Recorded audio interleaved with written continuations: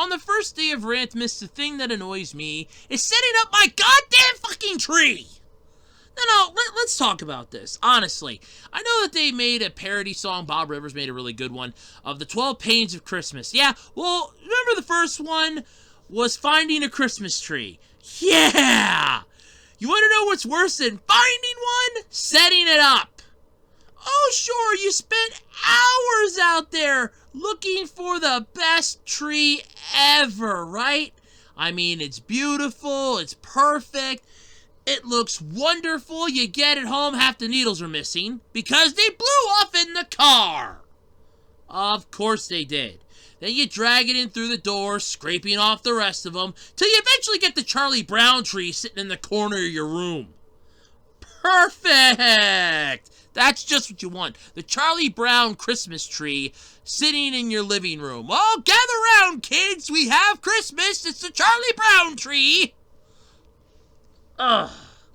But then what's worse is setting up the Christmas tree. Every freaking year, I have nightmares from this. PTSD in a way, from when I was a kid. Growing up, every Sunday after Thanksgiving, the Christmas tree was dragged down from the attic, and it was set up. No ifs, ands, or buts. My grandmother ordered it, though it must be done.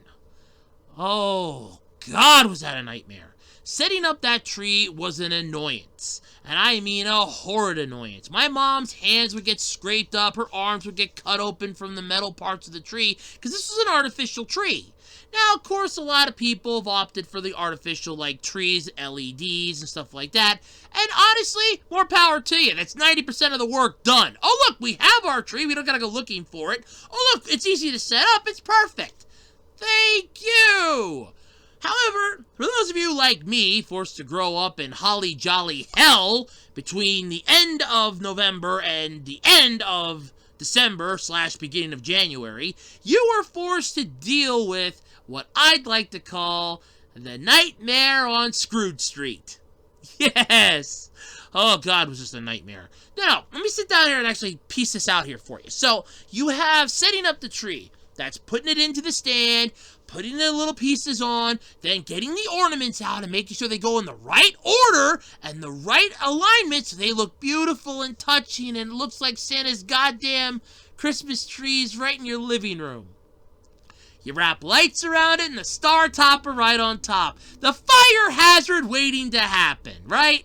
And this isn't just for artificial trees, it's worse for real trees. You're literally dragging something that is basically stuck outside and has bird shit, squirrel piss, God knows what else, dragging it into your home, all so that you can do the inevitable. Stick it in a corner of the room, put lights around it, and make it a fire hazard. Seriously! Oh, blazing tree! Oh, yes! That's definitely what it's gonna be called when the fire department gets called at 2 o'clock in the morning because your tree caught fire! Yay! Well, Christmas is ruined, oh well.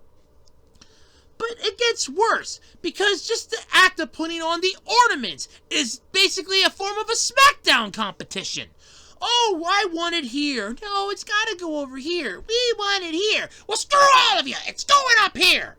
The next thing you know, you have an announcer coming in like Mr. Referee from Metabots, and all of a sudden it's like, well, we're back here again, folks. Last year, the Johnson family really took it to town with the Christmas tree bonanza explosion smackdown event.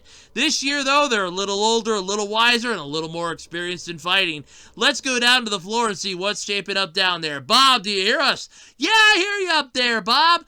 Well, down here on the floor, we got Mr. Johnson and Mrs. Johnson arguing over an ornament. The kids are not happy because they're picking sides here, and Grandma's getting into the fight this year. She's putting in her dentures and oiling up her cane. Ooh, wow. And last year, if I remember right, Bob, didn't little Timmy Johnson there, did he go for the groin and the kneecaps? He sure did, Bob. Oh, man, was it painful. That's literally what putting up the tree becomes. It's a smackdown competition. You're just waiting for the moment when all of a sudden, here comes the next blow, and you're basically doing a play-by-play. All for a tree. All for a decoration that's meaningless in this form. Oh, just stick the presents in the fucking corner. They're not going to know the difference. Paint a giant tree on a goddamn piece of cardboard. They're not going to tell. But no. We're gonna do this the simplistic way. What's that, you ask? Well, we're going to basically... Yeah, we're gonna put up a tree. Why? Why put up a fire hazard that you have to water? The artificial tree, at least you don't have to water that thing. No! You just have to make sure that dust stays off of it so it doesn't become more of a fire hazard. But it's still a fire hazard. Oh, but it's so wonderful, I hear you saying. The Christmas tree, the lights, the ornaments, the sounds, it's all so beautiful when you see it, uh-huh. Uh-huh. Except for the fact that you had to put it up, and it's a constant reminder of how much your family hates you at the holidays. That thing is staring at you for 30 plus days, looking at you going, I know what you did to me, Bob. I know what you did. You didn't screw in bolt 65B. I'm gonna be wobbling on the right side. That's gonna haunt you for the rest of the year. Because you know you screwed up, Bob. No, that's literally what the tree is doing. It's mocking you for the rest of the year. Because until you take it down, it's a constant reminder of how much of a pain in the ass it was to put it up. But hey, how much worse could Christmas get, right? Well, guess what? Day 2 of Rantmas is coming up. You just gonna love it. I know you will.